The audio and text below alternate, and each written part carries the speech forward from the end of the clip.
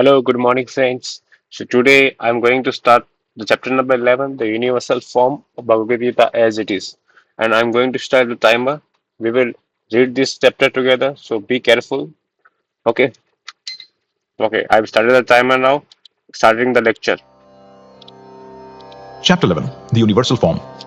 Arjuna uvacha madanugrahaya paramam guhyamadhyatmasamjnitam yatvayoktam vachastena mohoyam vigato mama. Translation. Arjuna said, "By my hearing the instructions you have kindly given me about these most confidential spiritual subjects, my illusion has now been dispelled." Purport. This chapter reveals Krishna as the cause of all causes. He is even the cause of the Mahavishnu, from whom the material universes emanate. Krishna is not an incarnation. He is the source of all incarnations. That has been completely explained in the last chapter. Now, as far as Arjuna is concerned, he says that his illusion is over. This means that Arjuna no longer thinks of Krishna as a mere human being, as a friend of his, but as the source of everything. Arjuna is very enlightened and is glad that he has such a great friend as Krishna, but now he's thinking that although he may accept Krishna as the source of everything, others may not. So in order to establish Krishna's divinity for all, he is requesting Krishna in this chapter to show his universal form. Actually, when one sees the universal form of Krishna, one becomes frightened, like Arjuna, but Krishna is so kind that after showing it, he converts himself again into his original form. Arjuna agrees to what Krishna has several times said. Krishna is speaking to him just for his benefit. So Arjuna acknowledges that all this is happening to him by Krishna's grace. He is now convinced that Krishna is the cause of all causes and is present in everyone's heart as the super soul. Text 2. Bhavapyayau hi bhutanam sruto vistarasho maya tvattah kamalapatraksha mahatmyam apitavyayam. Translation. O Lotus-eyed one, I have heard from you in detail about the appearance and disappearance of every living entity and have realized your inexhaustible glories. Purport. Arjuna addresses Lord Krishna as lotus-eyed. Krishna's eyes appear just like the petals of a lotus flower. Out of his joy for Krishna has assured him in a previous chapter, Aham Krishnasya Jagata Prabhava Pralayastata. I am the source of the appearance and disappearance of this entire material manifestation. Arjuna has heard of this from the Lord in detail. Arjuna further knows that in spite of his being the source of all appearances and disappearances, he is aloof from them. As the Lord has said in the 9th chapter, he is all-pervading, yet he is not personally present everywhere. That is the inconceivable opulence of Krishna, which Arjuna admits that he has thoroughly understood. Text 3. Evametadhyathat tattvam atmanam parameshvara drishtumichhami te rupamaishwaram purushottama. Translation. O greatest of all personalities, O supreme form, though I see you here before me in your actual position, as you have described yourself, I wish to see how you have entered into this cosmic manifestation. I want to see that form of yours. Purport. The Lord said that because he entered into the material universe by his personal representation, the cosmic manifestation has been made possible and is going on. Now, as far as Arjuna is concerned, he is inspired by the statements of Krishna. But in order to convince others in the future who may think that Krishna is an ordinary person, Arjuna desires to see him actually in his universal form, to see how he is acting from within the universe, although he is apart from it. Arjuna's addressing the Lord as Purushottama is also significant, since the Lord is the supreme personality of Godhead. He is present within Arjuna himself. Therefore, he knows the desire of Arjuna, and he can understand that Arjuna has no special desire to see him in his universal form, for Arjuna is completely satisfied to see him in his personal form of Krishna. But the Lord can understand also that Arjuna wants to see the universal form to convince others. Arjuna did not have any personal desire for confirmation. Krishna also understands that Arjuna wants to see the universal form to set a criterion, for in the future there would be so many impostors who would pose themselves as incarnations of God. The people therefore should be careful. One who claims to be Krishna should be prepared to show his universal form to confirm his claim to the people. Text 4. Manyase yadi tacchakyam maya drishtumiti prabho yogeshvara tato me tvam darshayatmanamavyayam. Translation. If you think that I am able to behold your cosmic form, O my Lord, O Master of all mystic power, then kindly show me that unlimited universal self. Purport. It is said that one can neither see, hear, understand, nor perceive the Supreme Lord Krishna by the material senses. But if one is engaged in loving transcendental service to the Lord from the beginning, then one can see the Lord by revelation. Every living entity is only a spiritual spark. Therefore, it is not possible to see or to understand the Supreme Lord. Arjuna as a devotee does not depend on his speculative strength. Rather, he admits his limitations as a living entity and acknowledges Krishna's inestimable position. Arjuna could understand that for a living entity, it is not possible to understand the unlimited infinite. If the infinite reveals himself, then it is possible to understand the nature of the infinite by the grace of the infinite. The word Yogeshwara is also very significant here because the Lord has inconceivable power. If he likes, he can reveal himself by his grace, although he is unlimited. Therefore, Arjuna pleads for the inconceivable grace of Krishna. He does not give Krishna orders. Krishna is not obliged to reveal himself unless one surrenders fully in Krishna consciousness and engages in devotional service. Thus, it is not possible for persons who depend on the strength of their mental speculations to see Krishna. Text 5. Shri Bhagavan pashyame partha rupani shatashotha sahasrashah nana vidhani divyani nana varna kritini cha. Translation. The Supreme Personality of Godhead said, My dear Arjuna, O son of Pratha, see now my opulences, hundreds of thousands of varied, divine and multicolored forms. Purport: Arjuna wanted to see Krishna in his universal form, which, although a transcendental form, is just manifested for the cosmic manifestation and is therefore subject to the temporary time of this material nature. As the material nature is manifested and not manifested, similarly, this universal form of Krishna is manifested and non-manifested. It is not eternally situated in the spiritual sky like Krishna's other forms. As far as devotee is concerned, he is not eager to see the universal form. But because Arjuna wanted to see Krishna in this way, Krishna reveals this form. This universal form is not possible to be seen by any ordinary man. Krishna must give one the power to see it. Text 6. पश्यादित्यान् वसून् रुद्रान् अश्विनो मरुतस्तथा बहून्यदृष्टपूर्वाणि पश्याश्चर्याणि Bharat. Translation: O best of the Bharatas, see here the different manifestations of Adityas, Vasus, Rudras, Ashwini Kumaras, and all the other demigods. Behold the many wonderful things which no one has ever seen or heard of before. Purport: Even though Arjuna was a personal friend of Krishna and the most advanced of learned men, it was still not possible for him to know everything about Krishna. Here it is stated that humans have neither heard nor known of all these forms and manifestations. Now Krishna reveals these wonderful forms. Text 7. इहैकस्थं जगत्कृत्स्रं पश्याद्य सचराचरं मम देहे Gudakesh यश्चान्यद्द्रष्टुमिच्छसि. Translation: O Arjuna, whatever you wish to see, behold at once in this body of mine. This universal form can show you whatever you now desire to see and whatever you may want to see in the future. Everything, moving and non-moving, is here completely in one place. Purport: No one can see the entire universe while sitting in one place. Even the most advanced scientist cannot see what is going on in other parts of the universe. But a devotee like Arjuna can see everything that exists in any part of the universe. Krishna gives him the power to see anything he wants to see, past, present and future. Thus, by the mercy of Krishna, Arjuna is able to see everything. Text 8. न तु मां शक्यसे द्रष्टुम् अनेनैव स्वचक्षुणा दिव्यं ददामि ते चक्षुः पश्य मे योगमैश्वरम्.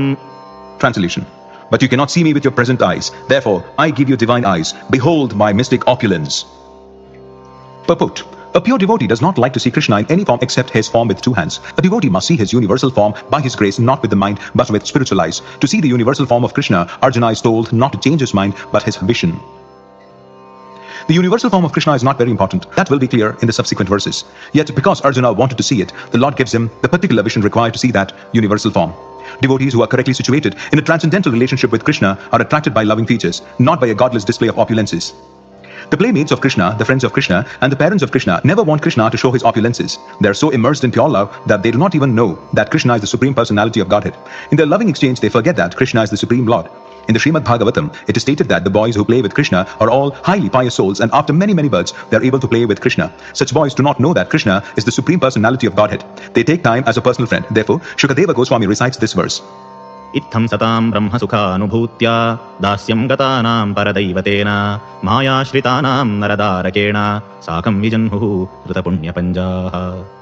Here is the Supreme Person, who is considered the impersonal Brahman by great sages, the Supreme Personality of Godhead by devotees, and a product of material nature by ordinary men. Now these boys, who have performed many, many pious activities in their past lives, are playing with that Supreme Personality of Godhead.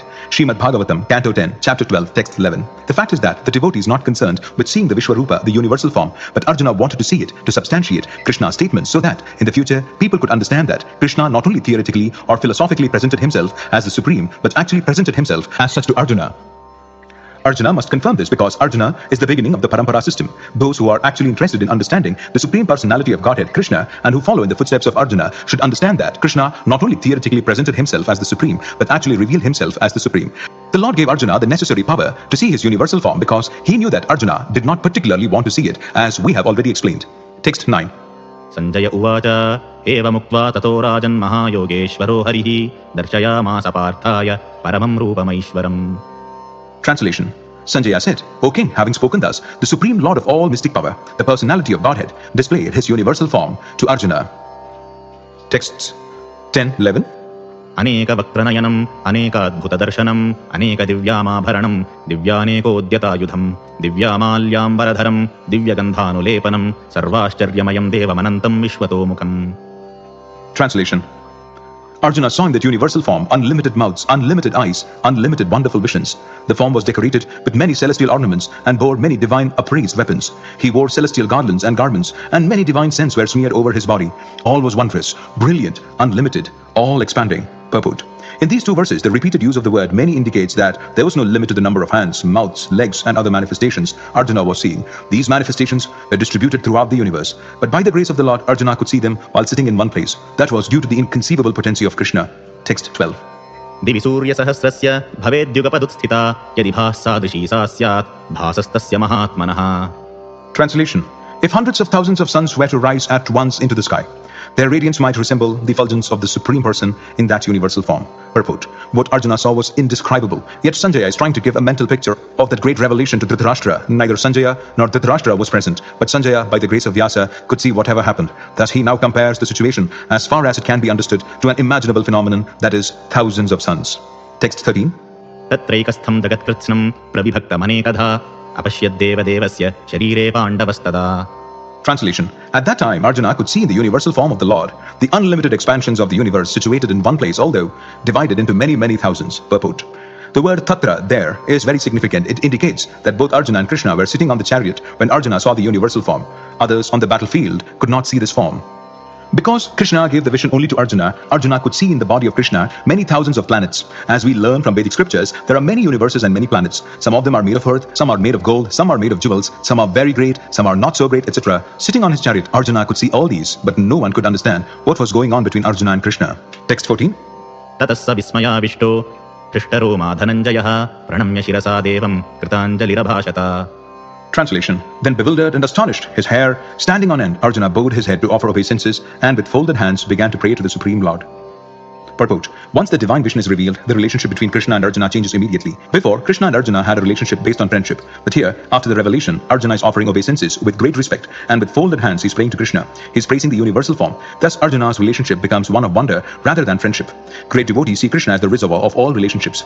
In the scriptures, there are 12 basic kinds of relationships mentioned, and all of them are present in Krishna. It is said that he is the ocean of all the relationships exchanged between two living entities, between the gods or between the Supreme Lord and his devotees. Here Arjuna was inspired by the relationship of wonder, and in that wonder, although he was by nature very sober, calm and quiet, he became ecstatic.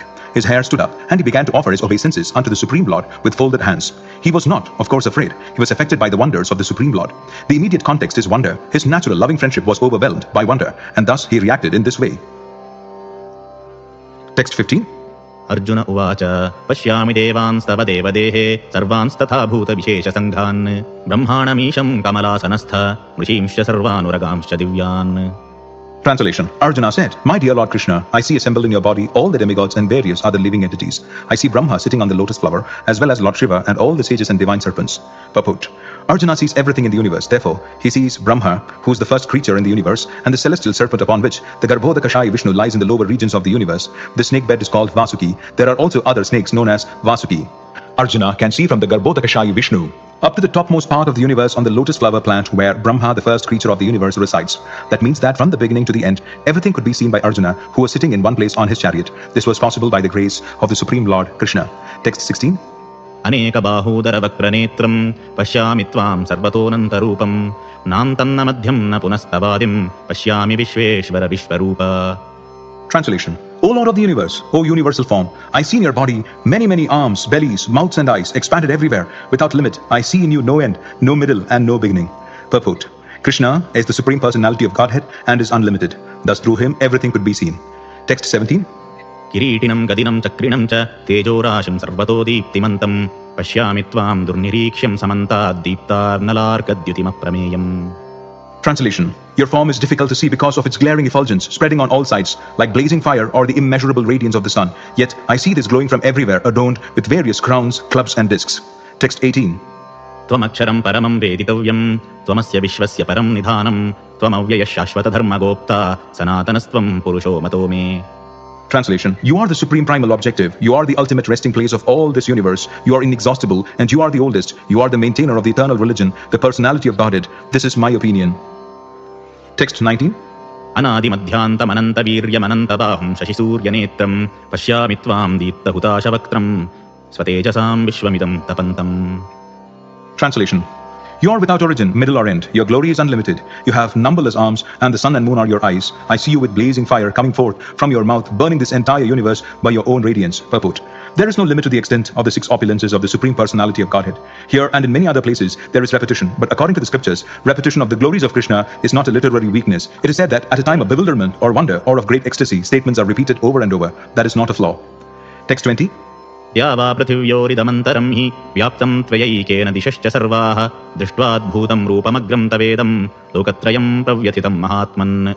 Translation. Although you are one, you spread throughout the sky and the planets and all space between. O Great One, seeing this wondrous and terrible form, all the planetary systems are perturbed. Purport. Dhyava Prityo, the space between heaven and earth, and Lokatrayam, the three worlds, are significant words in this verse because it appears that not only did Arjuna see this universal form of the Lord, but others in other planetary systems saw it also. Arjuna's seeing of the universal form was not a dream. All whom the Lord endowed with divine vision saw that universal form on the battlefield. Text 21. अमीहित्वां सुरसङ्गा विशन्ति केचिद्भीताः प्राञ्जलयो गृणन्ति स्वस्तीत्युक्त्वा महर्षिसिद्धसङ्घाः स्तुवन्ति त्वां स्तुतिभिः पुष्कलाभिः. Translation. All the hosts of demigods are surrendering before you and entering into you. Some of them, very much afraid, are offering prayers with folded hands. Hosts of great sages and perfected beings crying, all peace, are praying to you by singing the Vedic hymns. Purport. The demigods in all the planetary systems feared the terrific manifestation of the universal form and its glaring effulgence and so prayed for protection. Text 22. रुद्रादित्या वसवो ये च साध्या विश्वेश्विनो मरुतश्चोष्मपाश्च गन्धर्वयक्षासुरसिद्धसङ्घा वीक्ष्यन्ते त्वां विस्मिताश्चैव सर्वे. Translation. All the various manifestations of Lord Shiva, the Adityas, the Vasus, the Sadhyas, the Vishvedevas, the two Ashvis, the Maruts, the forefathers, the Gandharvas, the Yakshas, the Asuras, and the perfected demigods are beholding you in wonder. Text 23. रूपं महत्ते बहुवक्त्रनेत्रं महाबाहो बहुबाहूरुपादं बहूदरं बहुदंष्ट्राकरालं दृष्ट्वा लोकाः प्रव्यथितास्तथाहम्. Translation. O mighty armed one, all the planets with their demigods are disturbed at seeing your great form, with its many faces, eyes, arms, thighs, legs and bellies, and your many terrible teeth, and as they are disturbed, so am I. Text 24. नभस्पृशं दीप्तमनेकवर्णं व्यात्ताननं दीप्तिविशालनेत्रं दृष्ट्वा हि त्वां प्रव्यथितान्तरात्मा धृतिं न विन्दामि शमं च विष्णो. Translation. O all-pervading Vishnu, seeing you with your many radiant colors touching the sky, your gaping mouths, and your great glowing eyes, my mind is perturbed by fear. I can no longer maintain my steadiness or equilibrium of mind. Text 25. दंष्ट्राकरालानि च ते मुखानि दृष्टैव कालानलसन्निभानि दिशो न जाने न लभे च शर्मा प्रसीद देवेश जगन्निवास. Translation. O Lord of Lords, O refuge of the worlds, please be gracious to me. I cannot keep my balance seeing thus your blazing death-like faces and awful teeth. In all directions I am bewildered. Text 26-27. अमी च त्वां धृतराष्ट्रस्य पुत्राः सर्वे सहैव वनिपालसङ्घैः भीष्मो द्रोणः सूतपुत्रस्तथासौ सहास्मदीयैरपि योधमुख्यैः वक्त्राणि ते त्वरमाणा विशन्ति दंष्ट्राकरालानि भयानकानि केचिद्विलग्ना दशनान्तरेषु सन्दृश्यते चूर्णितैरुत्तमाङ्गैः. Translation. All the sons of Dhritarashtra, along with their allied kings, and Bhishma, Drona, Karna, and our chief soldiers also are rushing into your fearful mouths, and some I see trapped with heads smashed between your teeth. Purport. In a previous verse, the Lord promised to show Arjuna things he would be very interested in seeing. Now Arjuna sees that the leaders of the opposite party, Bhishma, Drona, Karna, and all the sons of Dhritarashtra, and their soldiers and Arjuna's own soldiers are all being annihilated. This is an indication that after the death of nearly all the persons assembled at Kurukshetra, Arjuna will emerge victorious. It is also mentioned here that Bhishma, supposed to be unconquerable, will also be smashed. So also Karna. Not only will the great warriors of the other party like Bhishma be smashed, but some of the great warriors of Arjuna's side also. Text 28. यथा नदीनां बहवोऽम्बुवेगाः समुद्रमेवाभिमुखा द्रवन्ति तथा तवामी नरलोकवीरा विशन्ति वक्त्राण्यभिविज्वलन्ति. Translation. As the many waves of the rivers flow into the ocean, so do all these great warriors enter blazing into your mouths. Text 29. यथा प्रदीप्तं ज्वलनं पतङ्गा विशन्ति नाशाय समृद्धवेगाः तथैव नाशाय विशन्ति लोकास्तवापि वक्त्राणि समृद्धवेगाः. Translation. I see all people rushing full speed into your mouths as moths dash to destruction in a blazing fire. Text 30. लेलिह्यसेऽग्रसमानः समन्ताल्लोकाः समग्राः वदनैर्ज्वलद्भिः तेजोभिरापूर्य जगत्समग्रं भावस्तवोग्राः प्रतपन्ति विष्णो. Translation. O Vishnu, I see you devouring all people from all sides with your flaming mouths, covering all the universe with your effulgence, your manifest with terrible scorching rays. Text 31. आख्याहि मे को भवानुग्ररूपो नमोऽस्तु ते देववर प्रसीद विज्ञातुमिच्छामि भवन्तमाद्यं न हि प्रजानामि तव प्रवृत्तिम्. Translation. O Lord of Lords, so fierce of form, please tell me who you are. I offer my obeisances unto you. Please be gracious to me. You are the primal Lord. I want to know about you, for I do not know what your mission is. Text 32. श्रीभगवानुवाच कालोऽस्मि लोकक्षयकृत् प्रवृद्धो लोकान् समाहर्तुमिह प्रवृत्तः ऋतेऽपि त्वां न भविष्यन्ति सर्वे एव स्थिताः प्रत्यनीकेषु योधाः. Translation. The Supreme Personality of Godhead said, Time I am, the great destroyer of the worlds, and I have come here to destroy all people, with the exception of you, the Pandavas. All the soldiers here on both sides will be slain. Purport. Although Arjuna knew that Krishna was his friend and the Supreme Personality of Godhead, he was puzzled by the various forms exhibited by Krishna. Therefore, he asked further about the actual mission of this devastating force. It is written in the Vedas that the Supreme Truth destroys everything, even the Brahmanas, as stated in the Katha Upanishad, Canto 1, Chapter 2, Text 25. Yasya brahmam cha kshatram cha ube bhavata odanaha mrityur yasopasechanam ka itta veda yatrasaha. Eventually, all the Brahmanas, Kshatriyas, and everyone else are devoured like a meal by the Supreme. This form of the Supreme Lord is the all-devouring giant, and here Krishna presents himself in that form of all-devouring time. Except for a few Pandavas, everyone who was present on that battlefield would be devoured by him. Arjuna was not in favor of the fight, and he thought it was better not to fight. Then there would be no frustration. In reply, the Lord is saying that even if he did not fight, every one of them would be destroyed, for that was his plan. If Arjuna stopped fighting, they would die another way. Death could not be checked, even if he did not fight. In fact, they were already dead. Time is destruction, and all manifestations are to be vanquished by the desire of the Supreme Lord. That is the law of nature. Text 33. तस्मात् त्वमुत्तिष्ठ यशो लभस्व जित्वा शत्रून् भुङ्क्ष्व राज्यं समृद्धं मयैवैते निहताः पूर्वमेव निमित्तमात्रं भव सव्यसाचिन्. Translation. Therefore, get up, prepare to fight and win glory. Conquer your enemies and enjoy a flourishing kingdom. They are already put to death by my arrangement, and you, O Savyasachi, can be put an instrument in the fight. Purport. Savyasachin refers to one who can shoot arrows very expertly in the field. Thus, Arjuna is addressed as an expert warrior capable of delivering arrows to kill his enemies. Just become an instrument. Nimitta matram. This word is also very significant. The whole world is moving according to the plan of the Supreme Personality of Godhead. Foolish persons who do not have sufficient knowledge think that nature is moving without a plan and all manifestations are but accidental formations. There are many so-called scientists who suggest that perhaps it was like this or maybe like that, but there is no question of perhaps and maybe. There is a specific plan being carried out in this material world. What is this plan? This cosmic manifestation is a chance for the conditioned souls to go back to Godhead, back to home. As long as they have the domineering mentality which makes them try to lord it over material nature, they are conditioned. But anyone who can understand the plan of the Supreme Lord and cultivate Krishna consciousness is most intelligent. The creation and destruction of the cosmic manifestation are under the superior guidance of God. Thus the battle of Kurukshetra was fought according to the plan of God. Arjuna was refusing to fight, but he was told that he should fight in accordance with the desire of the Supreme Lord. Then he would be happy. If one is in full Krishna consciousness and his life is devoted to the Lord's transcendental service, he is perfect. Text 34. द्रोणं च भीष्मं च जयद्रथं च कर्णं तथान्यानपि योधवीरान् मया हतान् स्वं जहिमा व्यतिष्ठ युध्यस्व जेतासि रणे सपत्नान्. Translation. Drona, Bhishma, Jayadratha, Karna, and the other great warriors have already been destroyed by me. Therefore kill them, and do not be disturbed. Simply fight, and you will vanquish your enemies in battle. Purport.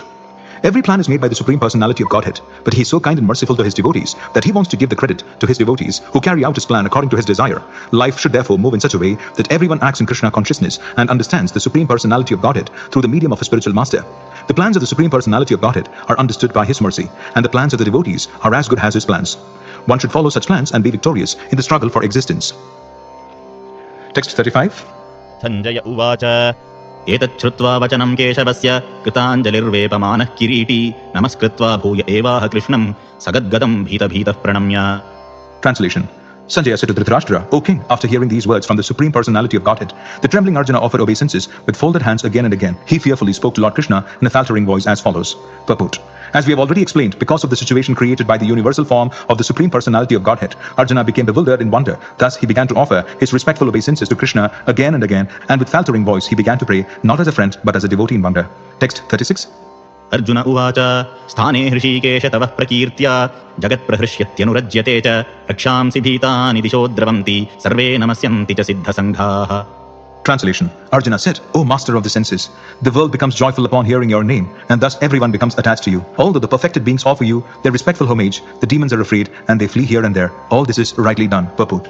Arjuna, after hearing from Krishna about the outcome of the battle of Kurukshetra, became enlightened. And as a great devotee and friend of the Supreme Personality of Godhead, he said that everything done by Krishna is quite fit. Arjuna confirmed that Krishna is the maintainer and the object of worship for the devotees and the destroyer of the undesirables. His actions are equally good for all. Arjuna understood herein that when the battle of Kurukshetra was being concluded, in outer space there were present many demigods, siddhas, and the intelligentsia of the higher planets, and they were observing the fight because Krishna was present there. When Arjuna saw the universal form of the Lord, the demigods took pleasure in it, but others who were demons and atheists could not stand it when the Lord was praised. Out of their natural fear of the devastating form of the Supreme Personality of Godhead, they fled. Krishna's treatment of the devotees and the atheists is praised by Arjuna. In all cases, a devotee glorifies the Lord because he knows that whatever he does is good for all. Text 37. कस्माच्च तेन न मेरन्महात्मन् गरीयसे ब्रह्मणोऽप्यादिकर्ते अनन्तदेवेश जगन्निवास त्वमक्षरं सदसत्तत्परं यत्. Translation. O Great One, greater even than Brahma, you are the original creator. Why then should they not offer their respectful obeisances unto you? O limitless One, God of gods, refuge of the universe, you are the invincible source, the cause of all causes, transcendental to this material manifestation. Purport. By this offering of obeisances, Arjuna indicates that Krishna is worshipable by everyone. He is all-pervading and he is the soul of every soul. Arjuna is addressing Krishna as Mahatma, which means that he is most magnanimous and unlimited. Ananta indicates that there is nothing which is not covered by the influence and energy of the Supreme Lord, and Devesha means that he is the controller of all demigods and is above them all. He is the shelter of the whole universe. Arjuna also thought that it was fitting that all the perfect living entities and powerful demigods offer their respectful obeisances unto him, because no one is greater than him. Arjuna especially mentions that Krishna is greater than Brahma because Brahma is created by him. Brahma is born out of the lotus stem grown from the navel abdomen of Garbhodakashaya Vishnu, who is Krishna's plenary expansion. Therefore, Brahma and Lord Shiva, who is born of Brahma, and all other demigods must offer their respectful obeisances. It is stated in Srimad Bhagavatam that the Lord is respected by Lord Shiva and Brahma and similar other demigods. The word Aksharam is very significant because this material creation is subject to destruction, but the Lord is above this material creation. He is the cause of all causes, and being so, he is superior to all the conditioned souls within this material nature as well as the material cosmic manifestation itself. He is therefore the all-great Supreme. Text 38. त्वमादिदेवः पुरुषः पुराणस्त्वमस्य विश्वस्य परं निधानं वेत्तासि वेद्यं च परं च धाम त्वया ततं विश्वमनन्तरूप. Translation. You are the original personality of Godhead, the oldest, the ultimate sanctuary of this manifested cosmic world. You are the knower of everything, and you are all that is knowable. You are the supreme refuge above the material modes. O limitless form, this whole cosmic manifestation is pervaded by you. Everything is resting on the supreme personality of Godhead. Therefore, he is the ultimate rest. Nidhanam means that everything, even the Brahman effulgence, rests on the supreme personality of Godhead Krishna. He is the knower of everything that is happening in this world, and if knowledge has any end, he is the end of all knowledge. Therefore, he is the known and the knowable. He is the object of knowledge because he is all-pervading, because he is the cause in the spiritual world. He is transcendental. He is also the chief personality in the transcendental world. Text 39. वायुर्यमोऽग्निर्वरुणश्शशाङ्कः प्रजापतिस्त्वं प्रपितामहश्च नमो नमस्तेऽस्तु सहस्रकृत्वः पुनश्च भूयोऽपि नमो नमस्ते. Translation. You are air and you are the supreme controller. You are fire, you are water, and you are the moon. You are Brahma, the first living creature, and you are the great grandfather. I therefore offer my respectful obeisances unto you 1,000 times and again and yet again. Purport. The Lord is addressed here as air because the air is the most important representation of all the demigods, being all-pervasive. Arjuna also addresses Krishna as the great grandfather because he is the father of Brahma, the first living creature in the universe. Text 40. नमः पुरस्तादथ पृष्ठतस्ते नमोऽस्तु ते सर्वत एव सर्व अनन्तवीर्यामित विक्रमस्त्वं सर्वं समाप्नोषि ततोऽसि सर्वः. Translation. Obeisances to you from the front, from behind, and from all sides. O unbounded power, you are the master of limitless might. You are all-pervading and thus you are everything. Purport. Out of loving ecstasy for Krishna, his friend Arjuna is offering his respects from all sides. He is accepting that he is the master of all potencies and all prowess and far superior to all the great warriors assembled on the battlefield. It is said in the Vishnu Purana, Canto 1, Chapter 9, Text 69. योऽयं तवागतो देव समीपं देवतागणः सत्वमेव जगत्सृष्टा यतः सर्वगतो भवान्. Whoever comes before you, even if he be a demigod, is created by you, O Supreme Personality of Godhead. Texts 41-42. सखेति मत्वा प्रसभं यदुक्तं हे कृष्ण हे यादव हे सखेति अजानता महिमानं तवेदं मया प्रमादात् प्रणयेन वापि यच्चावहासार्थमसत्कृतोऽसि विहारशय्यासनभोजनेषु एकोऽथवाप्यच्युत तत्समक्षं तत्क्षामते त्वामहमप्रमेयम्. Translation. Thinking of you as my friend, I have rashly addressed you, O Krishna, O Yadava, O my friend, not knowing your glories. Please forgive whatever I may have done in madness or in love. I have dishonored you many times, jesting as we relaxed, lay on the same bed, or sat or ate together, sometimes alone, and sometimes in front of many friends. O infallible one, please excuse me for all those offenses. Purport. Although Krishna is manifested before Arjuna in his universal form, Arjuna remembers his friendly relationship with Krishna and is therefore asking pardon and requesting Krishna to excuse him for the many informal gestures which arise out of friendship. He is admitting that formally he did not know that Krishna could assume such a universal form. Although Krishna explained it as his intimate friend, Arjuna did not know how many times he may have dishonored Krishna by addressing him, O my friend, O Krishna, O Yadava, etc., without acknowledging his opulence. But Krishna is so kind and merciful that in spite of such opulence, he played with Arjuna as a friend. Such is the transcendental loving reciprocation between the devotee and the Lord. The relationship between the living entity and Krishna is fixed eternally. It cannot be forgotten, as we can see from the behavior of Arjuna. Although Arjuna has seen the opulence in the universal form, he cannot forget his friendly relationship with Krishna. Text 43. पितासि लोकस्य चराचरस्य त्वमस्य पूज्यश्च गुरुर्गरीयान् न त्वत्समोऽस्त्यव्यधिकः कुतोऽन्यो लोकत्रयेऽप्यप्रतिमप्रभावा. Translation. You are the father of this complete cosmic manifestation of the moving and the non-moving. You are its worshipable chief, the supreme spiritual master. No one is equal to you, nor can anyone be one with you. How then could there be anyone greater than you within the three worlds, O Lord of immeasurable power? Purport. The Supreme Personality of Godhead Krishna is worshipable as a father, is worshipable for his son. He is the spiritual master because he originally gave the Vedic instructions to Brahma, and presently he is also instructing Bhagavad Gita to Arjuna. Therefore, he is the original spiritual master, and any bona fide spiritual master at the present moment must be a descendant in the line of disciplic succession stemming from Krishna. Without being a representative of Krishna, one cannot become a teacher or spiritual master of transcendental subject matter. The Lord is being paid obeisances in all respects. He is of immeasurable greatness. No one can be greater than the Supreme Personality of Godhead Krishna because no one is equal to or higher than Krishna within any manifestation, spiritual or material. Everyone is below him. No one can excel him. This is stated in the Shvetashvatara Upanishad, chapter 6, text 8. Natasya karyam karanam cha vidyate, natat samas chabhyadikascha drishyate. The Supreme Lord Krishna has senses and a body like the ordinary man, but for him, there is no difference between his senses, his body, his mind and himself. Foolish persons who do not perfectly know him say that Krishna is different from his soul, mind, heart and everything else. Krishna is absolute. Therefore, his activities and potencies are supreme. It is also stated that although he does not have senses like ours, he can perform all sensory activities. Therefore, his senses are neither imperfect nor limited. No one can be greater than him, no one can be equal to him, and everyone is lower than him. The knowledge, strength and activities of the Supreme Personality are all transcendental, as stated in Bhagavad Gita, chapter 4, text 9. Janma karma chame divyam, evam yo vetti tattvataha, tyaktva deham punarjanma, naiti mam eti so Arjuna.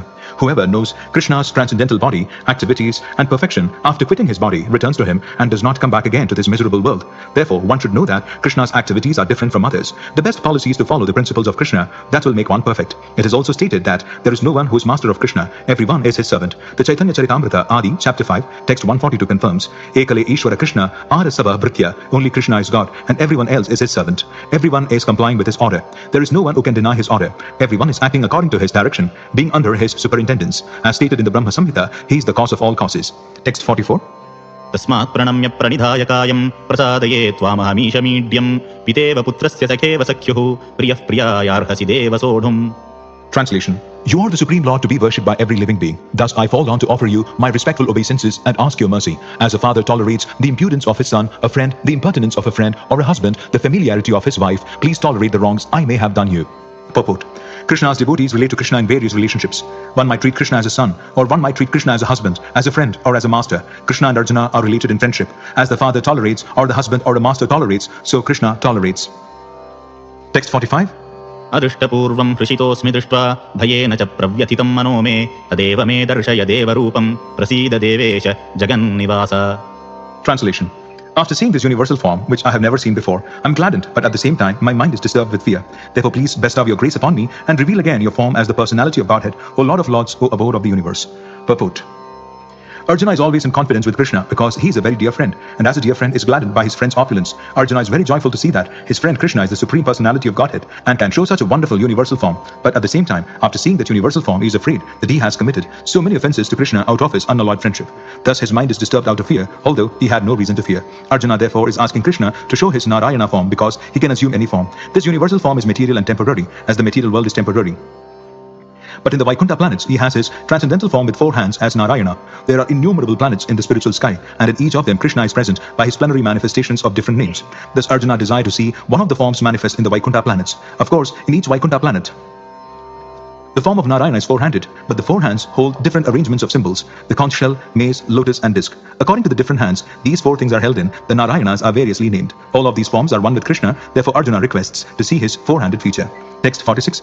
किरीटिनं गतिनं चक्रहस्तमिच्छामि त्वां द्रष्टुमहं तथैव तेनैव रूपेण चतुर्भुजेन सहस्रबाहो भव विश्वमूर्ते. Translation. O universal form, O 1,000-armed Lord, I wish to see you in your 4-armed form, with helmeted head and with club, wheel, conch and lotus flower in your hands. I long to see you in that form. Purport. In the Brahma Samhita, chapter 5, text 39, it is stated, Ramadi Murtishu Talaniyamena Tishtan. The Lord is eternally situated in hundreds and thousands of forms, and the main forms are those like Rama, Narasimha, Narayana, etc. There are innumerable forms, but Arjuna knew that Krishna is the original personality of Godhead, assuming his temporary universal form. He is now asking to see the form of Narayana as spiritual form. This verse establishes without any doubt the statement of the Srimad Bhagavatam that Krishna is the original personality of Godhead and all other features originate from him. He is not different from his plenary expansions, and he is God in any of his innumerable forms. In all of these forms, he is fresh like a young man. That is the constant feature of the Supreme Personality of Godhead. One who knows Krishna becomes free at once from all contamination of the material world. Text 47. Shri भगवानुवाच मया प्रसन्नेन तवार्जुनेदं रूपं परं दर्शितमात्मयोगात् तेजोमयं विश्वमनन्तमाद्यं यन्मे त्वदन्येन न दृष्टपूर्वम्. Translation. The Supreme Personality of Godhead said, "My dear Arjuna, happily have I shown you by my internal potency the Supreme Universal Form within the material world. No one before you has ever seen this primal form, unlimited and full of glaring effulgence."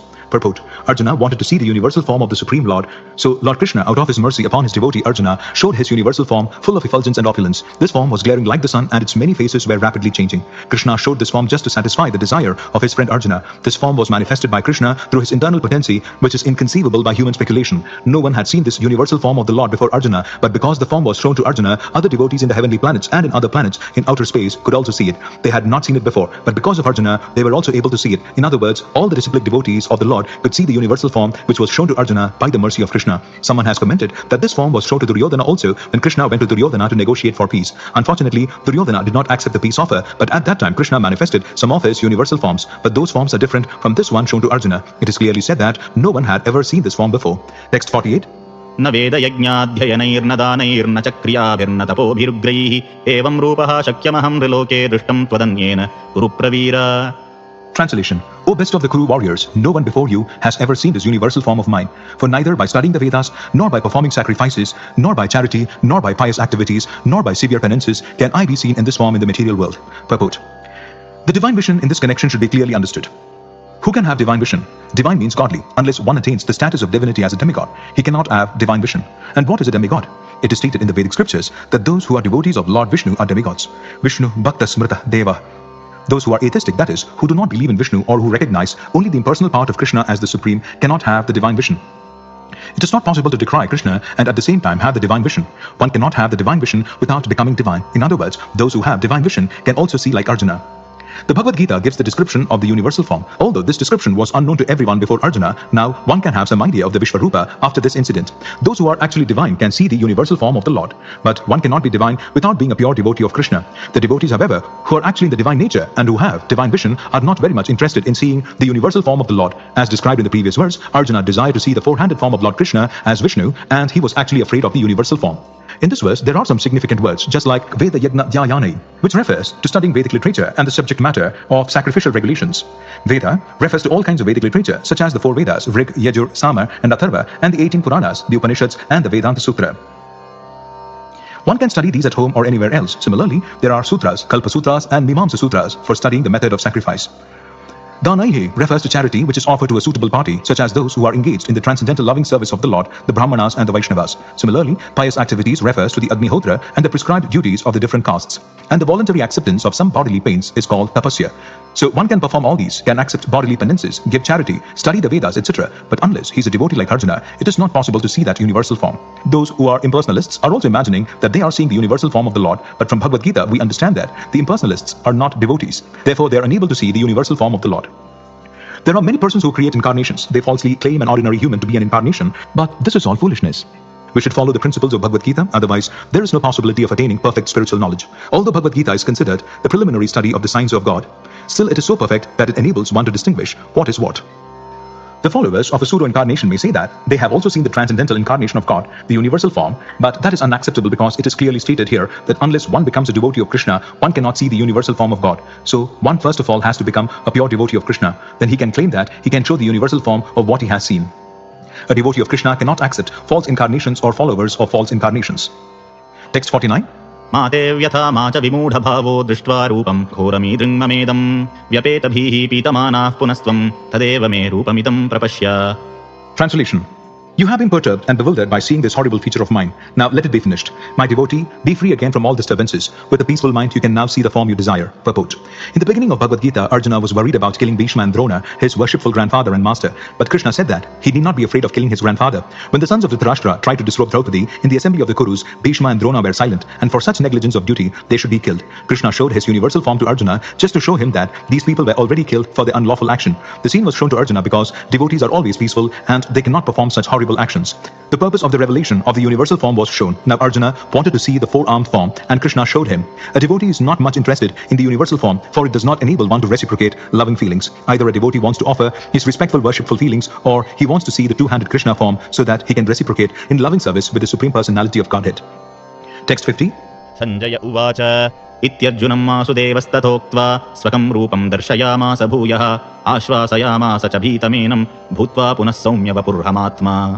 Translation. Sanjaya said to Dhritarashtra, the Supreme Personality of Godhead Krishna, having spoken thus to Arjuna, displayed his real four-armed form and at last showed his two-armed form, thus encouraging the fearful Arjuna.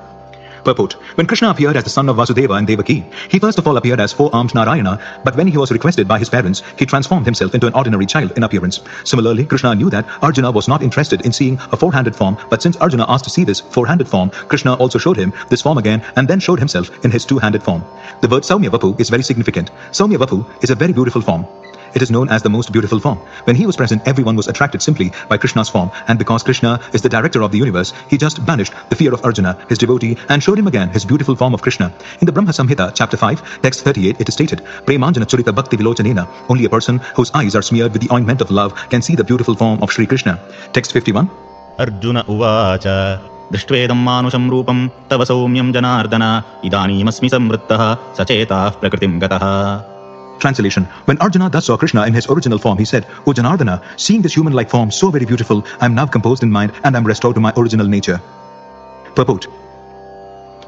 Here the words Manusham Rupam clearly indicate the Supreme Personality of Godhead to be originally two-handed. Those who deride Krishna as if he were an ordinary person are shown here to be ignorant of his divine nature. If Krishna is like an ordinary human being, then how is it possible for him to show the universal form and again to show the four-handed Narayana form? So it is very clearly stated in Bhagavad Gita that one who thinks that Krishna is an ordinary person and who misguides the reader by claiming that it is the impersonal Brahman within Krishna speaking is doing the greatest injustice. Krishna has actually shown his universal form and his four-handed Vishnu form, so how can he be an ordinary human being? A pure devotee is not confused by misguiding commentaries on Bhagavad Gita because he knows what is what. The original verses of Bhagavad Gita are as clear as the sun. They do not require lamplight from foolish commentators. Text 52. Shri Bhagavanuvacha Sudarshanamidam Rupam Drishtavanasyenmama Deva Apyasya Rupasya Nityam Darshanakankshinaha. Translation. The Supreme Personality of Godhead said, My dear Arjuna, this form of mine you are now seeing is very difficult to behold. Even the demigods are ever seeking the opportunity to see this form, which is so dear. Purport. In the 48th verse of this chapter, Lord Krishna concluded revealing his universal form and informed Arjuna that this form is not possible to be seen by so many pious activities, sacrifices, etc. Now, here the word Sudurdarsham is used, indicating that Krishna's two-handed form is still more confidential. One may be able to see the universal form of Krishna by adding a little tinge of devotional service to various activities like penances, Vedic study and philosophical speculation. It may be possible, but without a tinge of bhakti, one cannot see that has already been explained. Still beyond that universal form, the form of Krishna with two hands is still more difficult to see, even for demigods like Brahma and Lord Shiva. They desire to see him, and we have evidence in the Srimad Bhagavatam that when he was supposed to be in the womb of his mother, Devaki, all the demigods from heaven came to see the marvel of Krishna, and they offered nice prayers to the Lord, although he was not at that time visible to them. They waited to see him. A foolish person may deride him, thinking him an ordinary person, and may offer respect not to him, but to the impersonal something within him. But these are all nonsensical postures. Krishna, in his two-armed form, is actually desired to be seen by demigods like Brahma and Shiva. In Bhagavad Gita, chapter 9, text 11, it is also confirmed, Avajananti mam mura manushim tanum ashritah. He is not visible to the foolish persons who deride him. Krishna's body, as confirmed by Brahma Samhita and confirmed by Krishna himself in Bhagavad Gita, is completely spiritual and full of bliss and eternality. His body is never like a material body, but for some who make a study of Krishna by reading Bhagavad Gita or similar Vedic scriptures, Krishna is a problem. For one using a material process, Krishna is considered to be a great historical personality and very learned philosopher, but he is an ordinary man. And even though he was so powerful, he had to accept a material body. Ultimately, they think that the absolute truth is impersonal. Therefore, they think that from his impersonal feature, he assumed a personal feature attached to material nature. This is a materialistic calculation of the Supreme Lord. Another calculation is speculative. Those who are in search of knowledge also speculate on Krishna and consider him to be less important than the universal form of the Supreme. Thus, some think that the universal form of Krishna, which was manifested to Arjuna, is more important than his personal form. According to them, the personal form of the Supreme is something imaginary. They believe that in the ultimate issue, the absolute truth is not a person. But the transcendental process is described in Bhagavad Gita, chapter 4, to hear about Krishna from authorities. That is the actual Vedic process, and those who are actually in the Vedic line hear about Krishna from authority. And by repeated hearing about him, Krishna becomes dear. As we have several times discussed, Krishna is covered by his Yogamaya potency. He is not to be seen or revealed to anyone and everyone. Only by one to whom he reveals himself can he be seen. This is confirmed in Vedic literature. For one who is a surrendered soul, the absolute truth can actually be understood. The transcendentalist, by continuous Krishna consciousness and by devotional service to Krishna, can have his spiritual eyes opened and can see Krishna by revelation. Such a revelation is not possible even for the demigods. Therefore, it is difficult even for the demigods to understand Krishna, and the advanced demigods are always in hope of seeing Krishna in his two-handed form. The conclusion is that although to see the universal form of Krishna is very, very difficult and not possible for anyone and everyone, it is still more difficult to understand his personal form as Shama Sundara. Text 53. नाहं वेदैर्न तपसा न दानेन न चेज्यया शक्य एवं विधो दृष्टं दृष्टवानसि मां यथा. Translation. The form you're seeing with your transcendental eyes cannot be understood simply by studying the Vedas, nor by undergoing serious penances, nor by charity, nor by worship. It is not by these means that one can see me as I am. Purport. Krishna first appeared before his parents Devaki and Vasudeva in a four-handed form, and then he transformed himself into the two-handed form. This mystery is very difficult to understand for those who are atheists or who are devoid of devotional service. For scholars who have simply studied Vedic literature by way of grammatical knowledge or mere academic qualifications, Krishna is not possible to understand, nor is he to be understood by persons who officially go to the temple to offer worship. They make their visit, but they cannot understand Krishna as he is. Krishna can be understood only through the path of devotional service, as explained by Krishna himself in next verse. Text 54. भक्त्या त्वनन्यया शक्य अहमेवं विधोऽर्जुन ज्ञातुं द्रष्टुं च तत्त्वेन प्रवेष्टुं च परन्तप. Translation. My dear Arjuna, only by undivided devotional service can I be understood as I am, standing before you, and can thus be seen directly. Only in this way can you enter into the mysteries of my understanding. Purport. Krishna can be understood only by the process of undivided devotional service. He explicitly explains this in this verse so that unauthorized commentators who try to understand Bhagavad Gita by the speculative process will know that they are simply wasting their time. No one can understand Krishna or how he came from parents in a four-handed form and at once changed himself into a two-handed form. These things are very difficult to understand by study of the Vedas or by philosophical speculation. Therefore, it is clearly stated here that no one can see him or enter into understanding of these matters. Those who, however, are very experienced students of Vedic literature can learn about him from the Vedic literature in so many ways. There are so many rules and regulations, and if one at all wants to understand Krishna, he must follow the regulative principles described in the authoritative literature. One can perform penance in accordance with those principles. For example, to undergo serious penances, one may observe fasting on Janmashtami, the day on which Krishna appeared, and on the 2 days of Ekadashi, the 11th day after the new moon and the 11th day after the full moon. As far as charity is concerned, it is plain that charity should be given to the devotees of Krishna who are engaged in his devotional service to spread the Krishna philosophy or Krishna consciousness throughout the world. Krishna consciousness is a benediction to humanity. Lord Chaitanya was appreciated by Rupa Goswami as the most munificent man of charity because love of Krishna, which is very difficult to achieve, was distributed freely by him. So, if one gives some amount of his money to persons involved in distributing Krishna consciousness, that charity given to spread Krishna consciousness is the greatest charity in the world. And if one worships as prescribed in the temples in India, there is always some statue, usually of Vishnu or Krishna. That is a chance to progress by offering worship and respect to the Supreme Personality of Godhead. For the beginners in devotional service with the Lord, temple worship is essential, and this is confirmed in the Vedic literature, Shvetashvatara Upanishad, chapter 6, text 23. Yasya deve para bhaktir yata deve tata gurau tasyete katitahi artaha. Prakashante Mahatmanah, one who has unflinching devotion for the Supreme Lord and is directed by the spiritual master in whom he has similar, unflinching faith, can see the Supreme Personality of Godhead by revelation. One cannot understand Krishna by mental speculation. For one who does not take personal training under the guidance of a bona fide spiritual master, it is impossible to even begin to understand Krishna. The word "to" is specifically used here to indicate that no other process can be used, can be recommended, or can be successful in understanding Krishna. The personal forms of Krishna, the two-handed form and the four-handed, are described as Sudurdarsham, very difficult to see. They're completely different from the temporary universal form shown to Arjuna. The four-handed form of Narayana and the two-handed form of Krishna are eternal and transcendental, whereas the universal form exhibited to Arjuna is temporary. The words Tvad Anyena Na Drishta Purvam, text 47, state that before Arjuna, no one had seen that universal form. Also, they suggest that amongst the devotees, there was no necessity of showing it. That form was exhibited by Krishna at the request of Arjuna, so that in the future, when one represents himself as an incarnation of God, people can ask to see his universal form. The word "na," used repeatedly in the previous verse, indicates that one should not be very much proud of such credentials as an academic education in Vedic literature. One must take to the devotional service of Krishna. Only then can one attempt to write commentaries on Bhagavad Gita. Krishna changes from the universal form to the four-handed form of Narayana and then to his own natural form of two hands. This indicates that the four-handed forms and other forms mentioned in Vedic literature are all emanations of the original two-handed Krishna. He is the origin of all emanations. Krishna is distinct even from these forms, what to speak of the impersonal conception. As far as the four-handed forms of Krishna are concerned, it is stated clearly that even the most identical four-handed form of Krishna, which is known as Mahavishnu, who is lying on the cosmic ocean and from whose breathing so many innumerable universes are passing out and entering, is also an expansion of the Supreme Lord. As stated in the Brahma Samhita, chapter 5, text 48. यस्यैकनिश्वसितकालमथावलम्ब्य जीवन्ति रोमविलजा जगदण्डनाथाः विष्णुर्महान् स इह यस्य कला विशेषो गोविन्दमादिपुरुषं तमहं भजामि.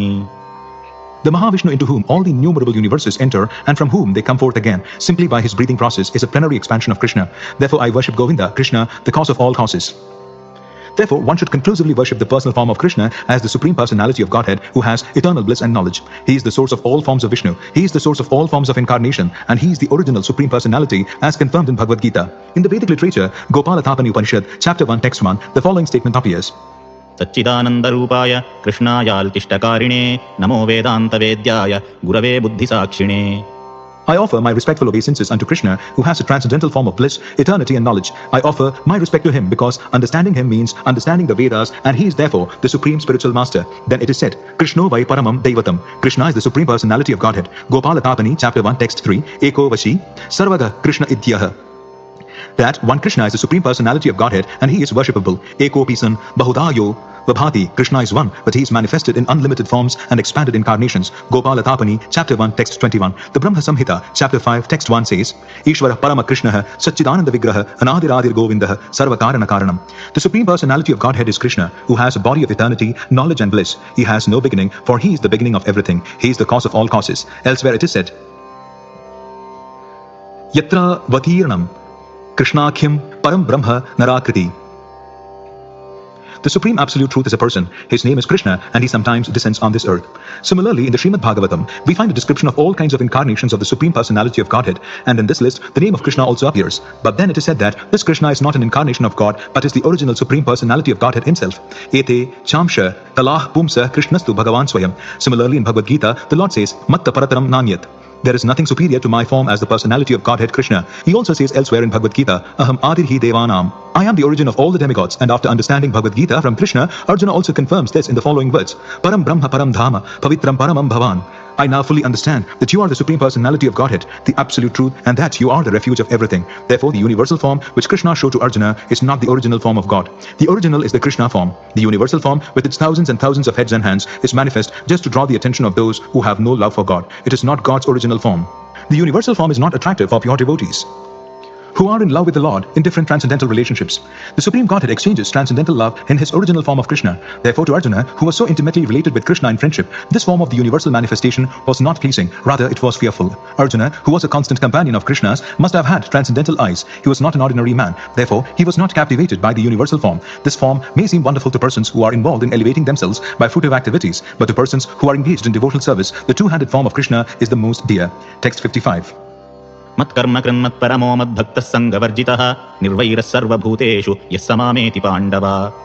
Translation. My dear Arjuna, he who engages in my pure devotional service, free from the contamination of fruitive activities and mental speculation, he who works for me, who makes me the supreme goal of his life, and who is friendly to every living being, he certainly comes to me. Purport. Anyone who wants to approach the supreme of all the personalities of Godhead on the Krishna Loka planet in the spiritual sky and be intimately connected with the supreme personality Krishna must take this formula as stated by the Supreme himself. Therefore, this verse is considered to be the essence of Bhagavad Gita. The Bhagavad Gita is a book directed to the conditioned souls who are engaged in the material world with the purpose of lording it over nature and who do not know of the real spiritual life. The Bhagavad Gita is meant to show how can one understand his spiritual existence and his eternal relationship with the Supreme Spiritual Personality, and to teach one how to go back home, back to Godhead. Now here is the verse which clearly explains the process by which one can attain success in his spiritual activity, devotional service. As far as work is concerned, one should transfer his energy entirely to Krishna conscious activities, as stated in the Bhakti Rasamrita Sindhu, chapter 2, text 255. Anasaktasya vishayan yatharhamupayunjataha nirbandhaha krishna sambandhe yuktam vairagyamuchyate. No work should be done by any man except in relationship to Krishna. This is called Krishna Karma. One may be engaged in various activities, but one should not be attached to the result of his work. The result should be done only for him. For example, one may be engaged in business, but to transform that activity into Krishna consciousness, one has to do business for Krishna. If Krishna is the proprietor of the business, then Krishna should enjoy the profit of the business. If a businessman is in possession of thousands and thousands of dollars, and if he has to offer all this to Krishna, he can do it. This is work for Krishna. Instead of constructing a big building for his sense gratification, he can construct a nice temple for Krishna, and he can install the deity of Krishna and arrange for the deity's service, as is outlined in the authorized books of devotional service. This is all Krishna Karma. One should not be attached to the result of his work, but the result should be offered to Krishna, and one should accept as prasadam the remnants of offerings to Krishna. If one constructs a very big building for Krishna and installs the deity of Krishna, one is not prohibited from living there, but it is understood that the proprietor of the building is Krishna. That is called Krishna consciousness. If, however, one is not able to construct a temple for Krishna, one can engage himself in cleansing the temple of Krishna. That is also Krishna Karma. One can cultivate a garden. Anyone who has land in India, at least any poor man, has a certain amount of land, can utilize that for Krishna by growing flowers to offer him. One can sow tulasi plants because tulasi leaves are very important, and Krishna has recommended this in Bhagavad Gita. Patram pushpam phalam toyam. Krishna desires that one offer him either a leaf or a flower or fruit or a little water, and by such an offering he is satisfied. This leaf especially refers to the tulasi, so one can sow tulasi and pour water on the plant. Thus even the poorest man can engage in the service of Krishna. These are some of the examples of how one can engage in working for Krishna. The word mat paramaha refers to one who considers the association of Krishna in his supreme abode to be the highest perfection of life. Such a person does not wish to be elevated to the higher planets, such as the moon or sun or heavenly planets, or even the highest planet of this universe, Brahmaloka. He has no attraction for that. He is only attracted to being transferred to the spiritual sky. And even in the spiritual sky, he is not satisfied with merging into the glowing Brahmajyoti effulgence, for he wants to enter the highest spiritual planet, namely Krishna Loka, Goloka Vrindavana. He has full knowledge of that planet, and therefore he is not interested in any other. As indicated by the word Mad Bhaktaha, he fully engages in devotional service, specifically in the 9 processes of devotional engagement: hearing, chanting, remembering, worshipping, serving the lotus feet of the Lord, offering prayers, carrying out the orders of the Lord, making friends with him, and surrendering everything to him. One can engage in all 9 devotional processes, or 8 or 7, or at least in one, and that will surely make one perfect. The term Sangavarjitaha is very significant. One should disassociate himself from persons who are against Krishna. Not only are the atheistic persons against Krishna, but so also are those who are attracted to fruitive activities and mental speculation. Therefore, the pure form of devotional service is described in Bhakti Rasamrita Sindhu, Canto 1, Chapter 1, Text 11 as follows. अन्याभिलाषिता शून्यं ज्ञानकर्माद्यनावृतम् आनुकूल्येन कृष्णानुशीलनं भक्तिरुत्तमा. In this verse, Srila Rupa Goswami clearly states that if anyone wants to execute unalloyed devotional service, he must be freed from all kinds of material contamination. He must be freed from the association of persons who are addicted to fruitive activities and mental speculation. When freed from such unwanted association and from the contamination of material desires, one favorably cultivates knowledge of Krishna. That is called pure devotional service. Anukulyasya sankalpa Pratikulyasya Varjanam Haribhakta Vilasa. Chapter 11, text 676. One should think of Krishna and act for Krishna favorably, not unfavorably. Kamsa was an enemy of Krishna's. From the very beginning of Krishna's birth, Kamsa planned in so many ways to kill him. And because he was always unsuccessful, he was always thinking of Krishna. Thus, while working, while eating, and while sleeping, he was always Krishna conscious in every respect. But that Krishna consciousness was not favorable, and therefore, in spite of his always thinking of Krishna 24 hours a day, he was considered a demon, and Krishna at last killed him. Of course, anyone who is killed by Krishna attains salvation immediately, but that is not the aim of the pure devotee. The pure devotee does not even want salvation. He does not want to be transferred even to the highest planet, Goloka Vrindavana. His only objective is to serve Krishna wherever he may be. A devotee of Krishna is friendly to everyone. Therefore, it is said here that he has no enemy. Nirvairaha. How is this? A devotee situated in Krishna consciousness knows that only devotional service to Krishna can relieve a person from all the problems of life. He has personal experience of this. And therefore, he wants to introduce this system, Krishna consciousness, into human society. There are many examples in history of devotees of the Lord who risked their lives for the spreading of God consciousness. The favorite example is Lord Jesus Christ. He was crucified by the non-devotees, but he sacrificed his life for spreading God consciousness. Of course, it would be superficial to understand that he was killed. Similarly, in India also, there are many examples such as Thakur Haridasa and Prahlada Maharaja. Why such risk? Because they wanted to spread Krishna consciousness, and it is difficult. A Krishna conscious person knows that if a man is suffering, it is due to his forgetfulness of his eternal relationship with Krishna. Therefore, the highest benefit one can render to human society is relieving one's neighbor from all material problems. In such a way, a pure devotee is engaged in the service of the Lord. Now, we can imagine how merciful Krishna is to those engaged in his service, risking everything for him. Therefore, it is certain that such persons must reach the supreme planet after leaving the body. In summary, the universal form of Krishna, which is a temporary manifestation, and the form of time, which devours everything, and even the form of Vishnu, four-handed, have all been exhibited by Krishna. Thus, Krishna is the origin of all these manifestations. It is not that Krishna is a manifestation of the original Vishwarupa or Vishnu. Krishna is the origin of all forms. There are hundreds and thousands of Vishnus, but for a devotee, no form of Krishna is important, but the original form, two-handed Shama Sundara. In the Brahma Samhita, it is stated that those who are attached to the Shama Sundara form of Krishna in love and devotion can see him always within the heart and cannot see anything else. One should understand, therefore, that the purport of this 11th chapter is that the form of Krishna is essential and supreme. Thus end the Bhaktivedanta purports to the 11th chapter of the Srimad Bhagavad Gita in the matter of the universal form. Okay, now the time is now up. The chapter is ended. This chapter is very interesting and very important chapter. Okay, I'm Chapter going to 12. stop. Okay, Devotional service. Text 1. chapter number 12, devotional service. I will continue tomorrow. Hope you like this this chapter, the universal form, very important chapter of Bhagavad Gita as it is. So I'm going to stop this lecture. Thank you so much for watching. And if you haven't subscribed my YouTube channel, just go and subscribe it and share with your friends this video. Thank you so much again.